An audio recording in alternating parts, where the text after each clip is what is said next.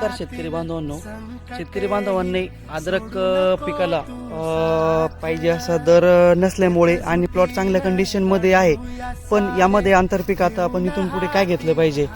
तर शेतकरी बांधवांनी जे का टरबूज कलिंगड या पिकाची लागवड केलेली आहे. एक साधारणपणे पूर्ण क्षेत्र 1 ते 1.5 एकरच्या आसपास आहे आणि प्लॉट एकदम चांगल्या प्रकारे डेव्हलप झालेला होता आणि एकदम बेस्ट होता.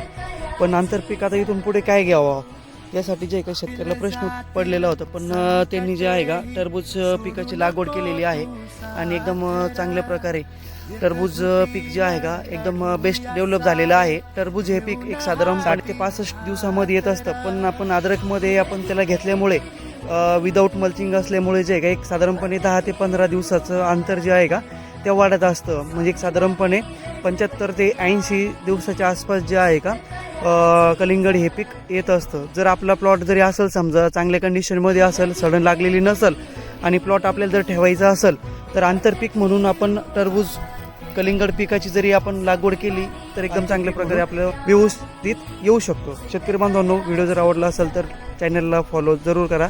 धन्यवाद.